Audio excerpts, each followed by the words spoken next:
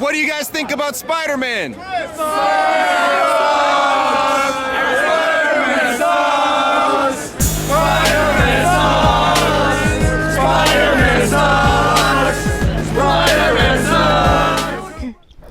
Hey, miarahaba anareo indray amin'ity sabotsy hariva ity.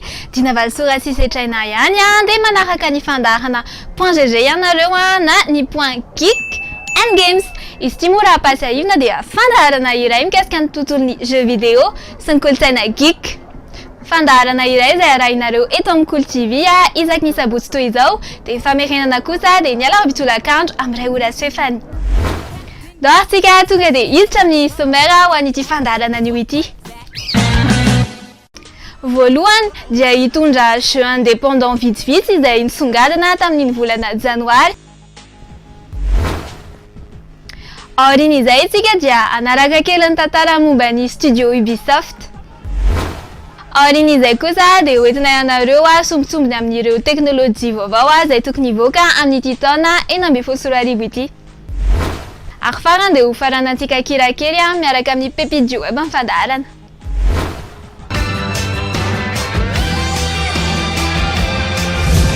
Jeu indépendant moa dia jeu izay novokarina développeur malo teny araka ny anarany moa izay maha jeu indépendant azy. Dia ireto ary misy sélection ana jeu indépendant izay anisany songadina tamin'ny volana janoary lasa teo iny.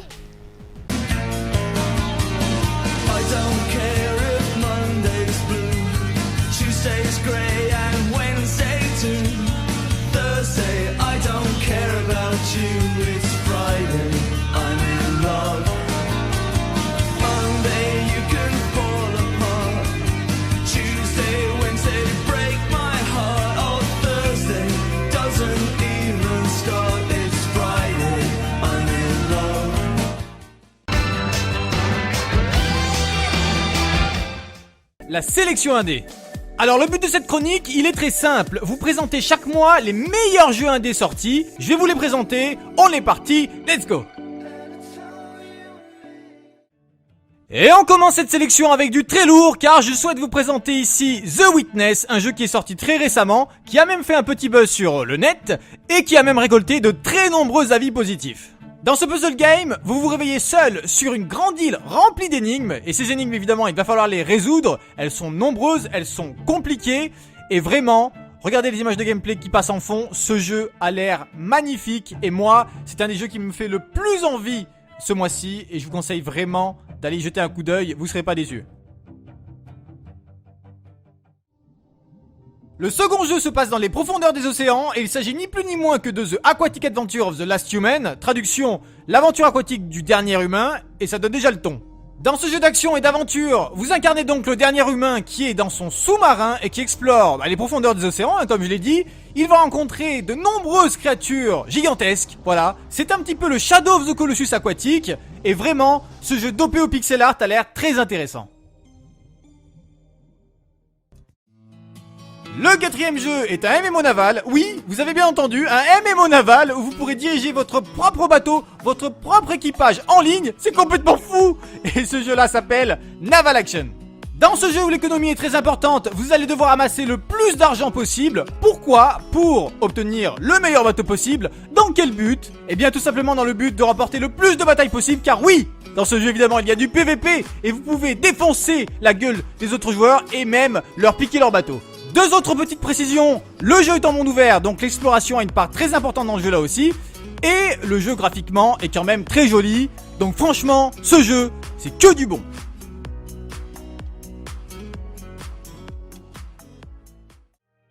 Le cinquième jeu dont je vais vous parler est un jeu très poétique, rempli d'émotions, et il se nomme That Dragon Cancer.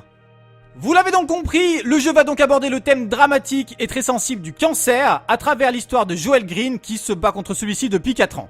Ce jeu est avant tout un jeu narratif, contemplatif, qui va aborder différents thèmes comme le thème de l'espoir, du destin et de l'amour. Le jeu en lui-même est assez court, il se finit environ en 2 heures, mais ce jeu-là, c'est avant tout une expérience émotionnelle dans laquelle on se plonge voilà, pendant 2 petites heures. Et vraiment, j'ai envie de vivre cette expérience et j'ai hâte de voir ma réaction face à cette histoire qui a l'air vraiment touchante. Et le 6e jeu présenté ici est un très joli jeu coloré nommé A Boy and His Blob. Et le but de ce jeu va être en fait d'aider une petite créature blanche nommée Blob à détruire un empereur démoniaque qui terrorise sa planète nommée Blobonia. Et pour arriver à cette finalité et donc détruire ce démon, eh bien il va falloir résoudre de nombreuses énigmes dispersées dans tous les niveaux du jeu, mais il va falloir surtout terrasser de nombreux ennemis grâce à différentes techniques qui sont à notre disposition. Visuellement, le jeu est vraiment magnifique et très mignon, et vous l'aurez donc compris, nous avons donc là affaire à un remake de très grande qualité. Le 7e jeu est un jeu que je qualifierais de semi-indé qui se rapproche même fortement d'un jeu AAA. Je fais donc une exception en le présentant car je fais ce que je veux après tout, c'est ma chronique, merde. Et ce jeu-là se nomme Gemini Heroes Reborn. Et directement, eh bien je pense que je vais vous surprendre en vous annonçant que ce jeu d'action à la première personne, eh bien se passe tout simplement dans l'univers de la série Heroes. Alors, l'histoire est assez floue et tout ce que je sais c'est qu'on dirige un personnage se prénommant Cassie et qui va effectuer un voyage au cours duquel elle va déverrouiller des pouvoirs uniques en elle-même qu'elle ne soupçonnait pas. Vous l'aurez donc sûrement compris, le jeu repose entièrement sur le fait de pouvoir utiliser des pouvoirs tels que la télékinésie et le saut temporel, et franchement ça a l'air vraiment jouissif à utiliser et j'ai vraiment hâte de tester ça prochainement.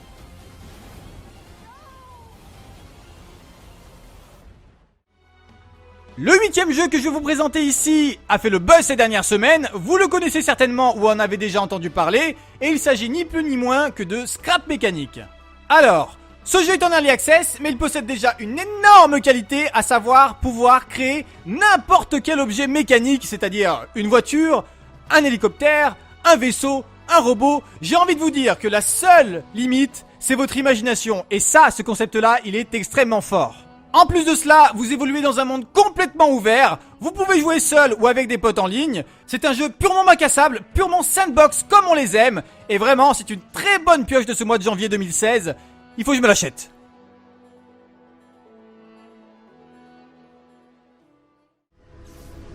Le 9e jeu que je vous présente ici et qui se nomme Torment Tides of Numenera est un RPG en vue du dessus et il a l'air vraiment excellent. Ce jeu extrêmement riche au niveau narratif mais également au niveau gameplay se trouve être le successeur de Planetscape Torment mais se trouve être également un des gros concurrents de Wasteland 2. Et donc pour résumer, si vous aimez ce type de RPG, eh bien celui-ci est tout simplement un des meilleurs sortis récemment et donc je vous recommande grandement d'aller y jeter un coup d'œil.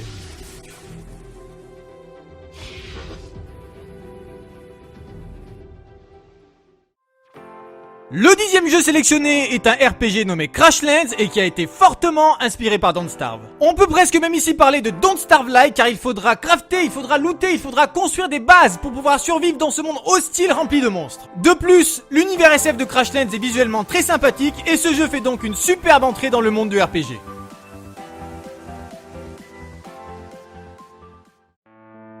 Le 11e jeu de cette sélection est un jeu d'aventure en 2D nommé Oxenfree et qui mise beaucoup sur son scénario et son ambiance surnaturelle. Le jeu nous conte donc l'histoire d'Alex qui a invité son demi-frère Jonas à une fête organisée sur une île, mais malheureusement cette fête va mal tourner car l'ensemble du groupe présent à cet événement va malencontreusement ouvrir une sorte de faille temporelle mystérieuse. L'ambiance de ce jeu frôle même le domaine horrifique à certains moments, il va falloir faire des choix importants tout au long de l'histoire, et franchement, ce jeu empli de mystères a l'air très intéressant.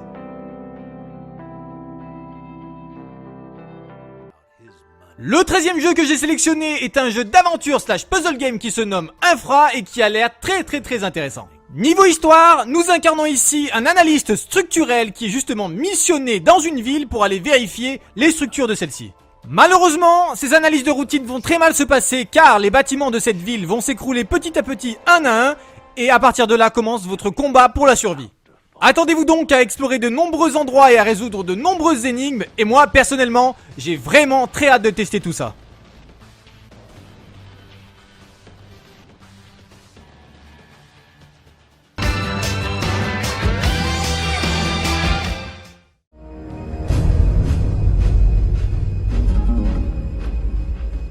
Alerte code rouge, engin spatial non identifié en approche. Interceptez immédiatement cet appareil.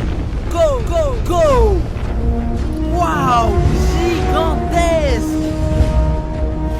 Et oh, oh, oh! Il y a des jeux partout! Une grande grande ville de jeux vidéo et de consoles, avec tous les accessoires PS2, PS3, PS4. Tout y est. PSP. Oui. Xbox. Attendez, il y a une inscription. Je vais prendre de l'attitude. Gascom. Oui, c'est Gascom. Gascom, la référence en jeux vidéo.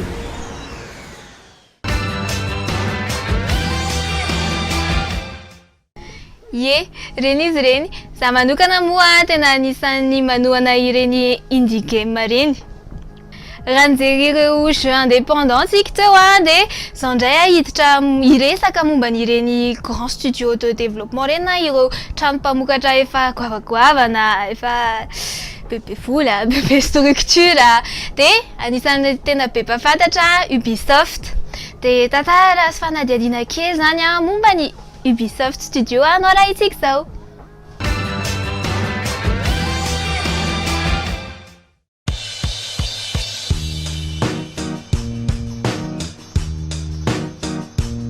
Alors pour ceux qui s'intéressent à l'industrie vidéoludique, Ubisoft est très connu grâce à sa production de multiples jeux AAA. Ubisoft est en effet le troisième développeur mondial de jeux vidéo derrière Activision et Electronic Arts et le troisième éditeur indépendant en Europe et aux États-Unis. Ubisoft est à l'origine de grandes licences comme Rayman, Splinter Cell, Prince of Persia ou encore Far Cry et Assassin's Creed. Aujourd'hui Ubisoft possède 26 studios dans 19 pays et compte plus de 9000 employés dont les 3 quarts dans la production. Nous allons donc revenir un petit peu sur l'histoire d'Ubisoft depuis sa création en 1986. Alors originaire du Morbihan, la famille Guillemot travaille dans les machines agricoles. En 1984, lors d'un voyage en Angleterre, Michel Guillemot, l'aîné des 5 frères, s'aperçoit que les jeux sont vendus 3 fois plus cher en France. Devant le succès et le potentiel énorme du marché vidéoludique, il se lance ainsi dans la distribution de jeux sur le territoire français. C'est ainsi qu'est créé Ubisoft en 1986. Le nom de l'entreprise pourrait provenir de l'acronyme UBI, Union des Bretons Indépendants, ou alors du mot ubiquité, du latin ubique, la capacité d'être présent en tout lieu, l'omniprésence. Un nom révélateur de l'ambition des frères Guillemot.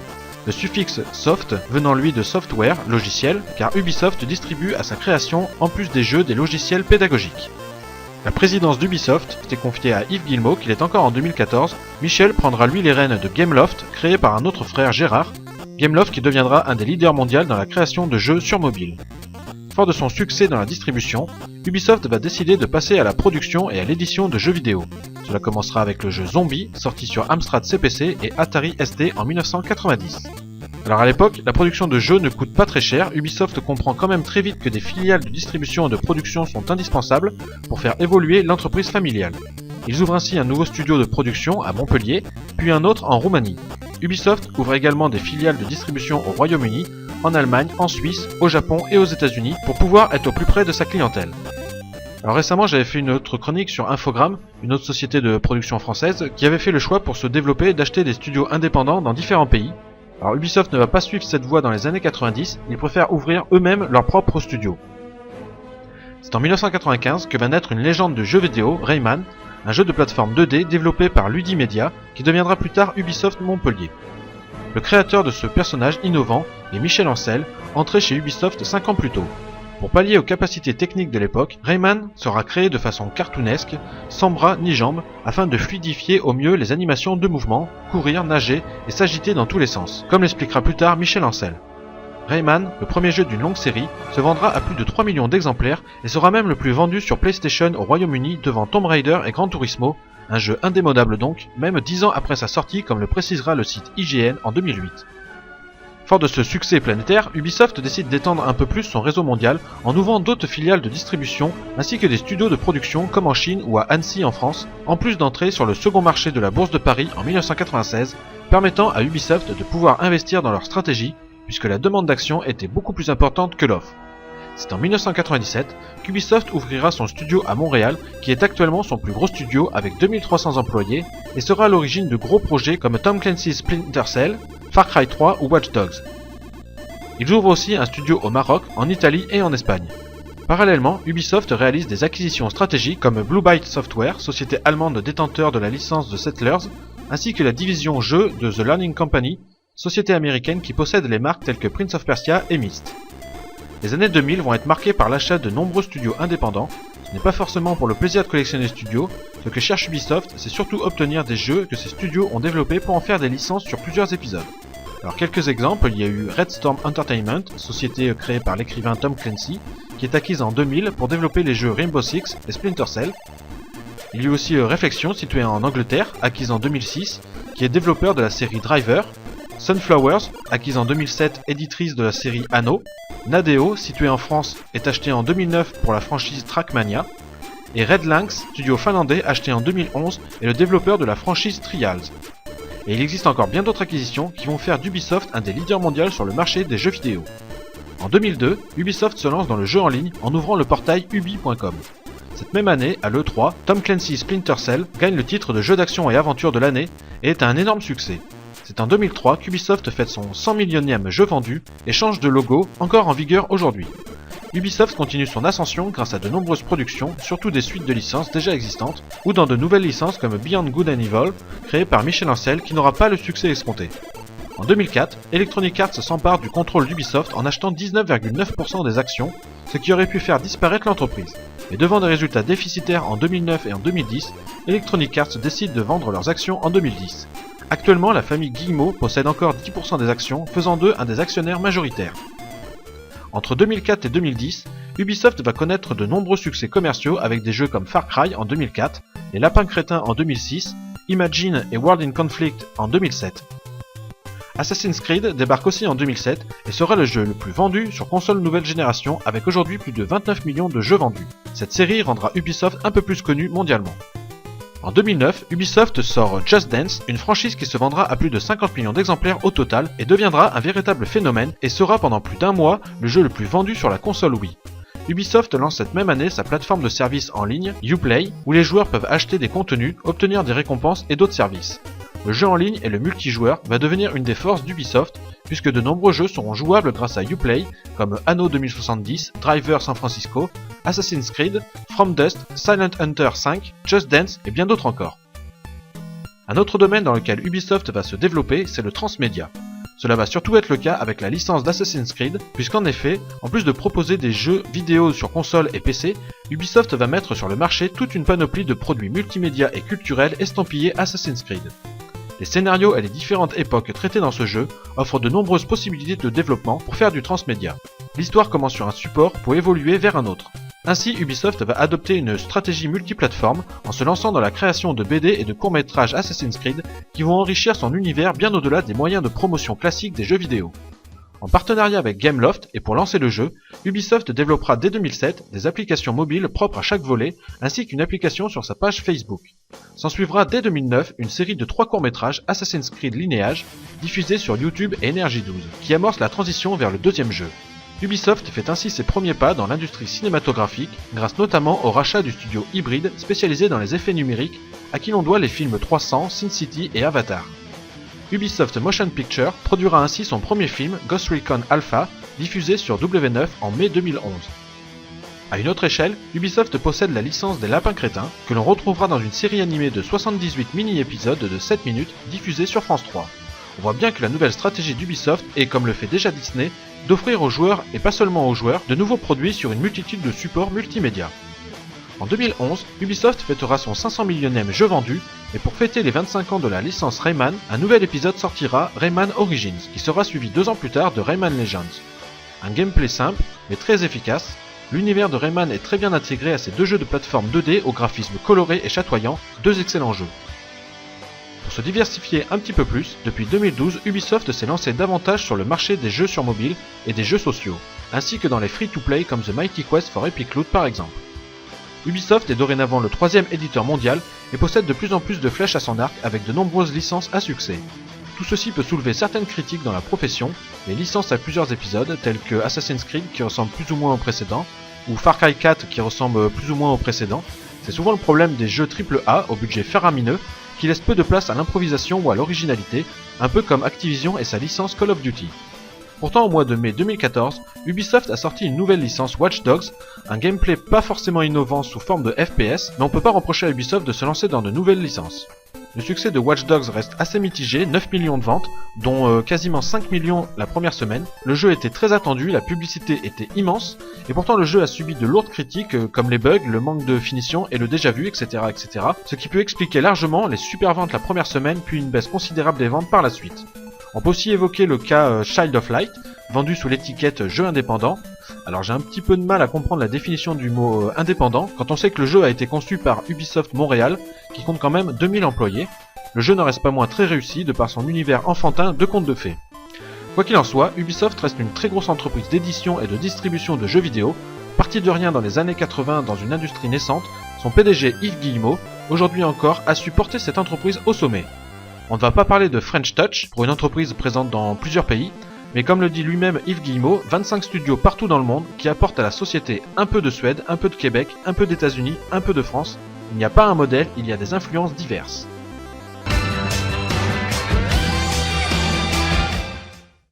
Sonjay dia oety koanareo izao hoe mety sinavy ireo zava-baovao eo amin'ny lafiny ara-teknôlôjia izay hivoaka na moa tokony hivoaka moa zany amin'ity taona 2024 ity.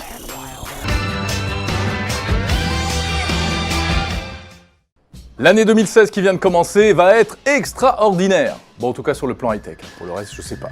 Mais c'est vrai que cette année, on va avoir de l'iPhone 7, du Galaxy S7, de l'Oculus, du PlayStation VR, bref, de la 3D, etc.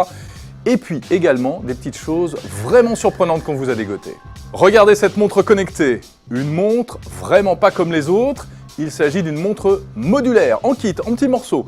Toute l'intelligence se trouve dans le cadran rond, système Android Wear, et on ajoute des fonctionnalités à la demande via les maillons du bracelet. Alors un maillon, une fonctionnalité, le GPS, une puce NFC, un appareil photo, etc. Selon les promoteurs de ce projet, on pourra ajouter jusqu'à 3 ou 4 fonctionnalités. Bon, alors, ça veut dire que ce sera peut-être limité, et oui, car ce n'est pour l'instant qu'un projet. Un projet Kickstarter, mais qui fait un tabac, c'est monstrueux, ils ont déjà récolté plus de 1 600 000 $. Et si cette montre Blox voit le jour, eh bien elle devrait sortir au mois de juin prochain, elle coûtera environ 300 $.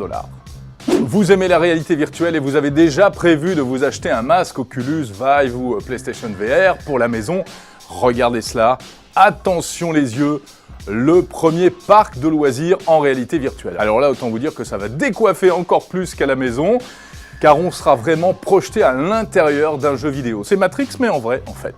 Une combinaison haptique, c'est-à-dire à retour d'effort, des gants qui vous permettront également de ressentir des sensations, et bien sûr un masque de réalité virtuelle, sans compter les accessoires, les armes, etc. On se retrouvera plongé dans des scénarios issus de romans de science-fiction, bref, une sorte de super laser game, et ça devrait voir le jour, oui, cette année, en 2016, aux États-Unis. Premier parc en principe à Salt Lake City, mais la société à l'origine de ce projet a déjà prévu de faire des petits et si possible d'installer des parcs de réalité virtuelle de cet acabit un peu partout dans le monde. Rendez-vous à l'été 2016. 2016 sera l'année des drones, très certainement. Ah, des drones, il y en a de toutes les marques, de toutes les sortes, des drones pour faire des photos, des vidéos, et il y a un acteur qu'on attend sur ce secteur, car ce sera son premier drone. Même si cet acteur est bien connu, c'est GoPro, le spécialiste de la petite caméra d'action. GoPro devrait sortir enfin son drone, le Karma, avec un accent qui sera mis particulièrement sur la stabilité, la stabilisation de l'image. Regardez comme ces images paraissent stables. Et puis sur la qualité également, on parle d'un objectif de 2,5K. GoPro, le drone Karma, il arrive, si tout va bien, au cours de cette année 2016. Alors sur un marché pourtant pas mal encombré, il y a beaucoup de drones. On espère que GoPro fera la différence. GoPro qui a intérêt parce que pour l'instant, ils sont un petit peu en perte de vitesse.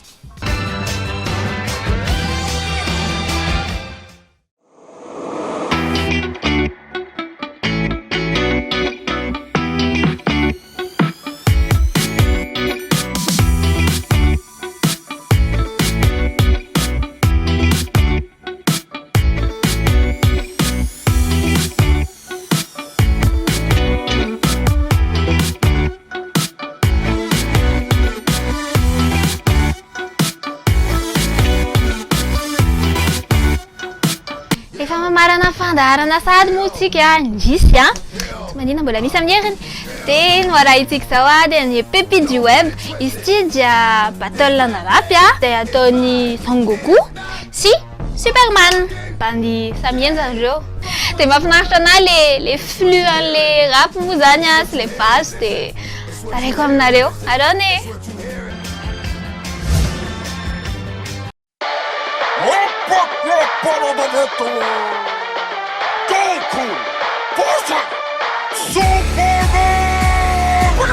Who can stop this constipated chop with the awful animation and the complicated plot? Who's got the rap bombs to drop on Japan? This looks like a job for the OG. Superman! I'm killing it, you're grilling it. I'm villainous to vegetables who dance around in hammer pants and hide their tiny genitals. My level is incredible. I'm out of your league. You want justice? I'll bust this nut up in your GG. Greasy, sick MC from DC. One breath I'll freeze your whole measly species. You're primitive and limited. You live in a village of idiots. Step in Metropolis, so step a character. How many times are they gonna rewrite your story? Your powers have been boring since the 1940s. Defeat me with heat beams, you're crazy. Cause I'm a Super Saiyan, you're a flying Miss Daisy. You're pretty pasty to be powered by the sun. You can't float to Son Goku, I Kaio can't get it done. When I see your movies, all I do is watch the clock. Cause there's nothing fun about a superhero scared of green rocks. Look at those panties, you got that camel. I'm aboard the Lowe's Lane, a Superman at home. Your weapon is weaker than your fight scene. Just one punch and overnight, now that's great. I'll make your nose bleed like Roshi, stiff and petty. From Z to GT, you can Dragon Ball D. Don't lecture me about fights, you cape coward. You got your ass beat by a bat with no powers. There's only one way that this battle's gonna end. One more Superman who's never gonna walk again. Yawn! Inona marana fandaharantsika androany a, fotoanantsika manaraka dia sabotsy hery toy izao ihany. Famerenana kosa dia niala bitolakandro amin'ilay ora sy fehfany. Dia ampatsahivina anareo moa fa tiany page Facebook anay a. Dia amin'ny faran'ny volana febroary izao koa dia misy ny lalao izay arahintsika amin'ny Gascom Mankady Fotsy. Dia mba tsy ho taraiky na hoe sao dia manontany tenareo revina ny lalao, ahoana ny fomba filalaovana dia ao amin'ny page-nay sy ny page-ny Gascom no anarahinareo anjany rehetrany. Zay dia mirary soa anareo rehetra, bon week-end a. Zay dia tohizo foana game.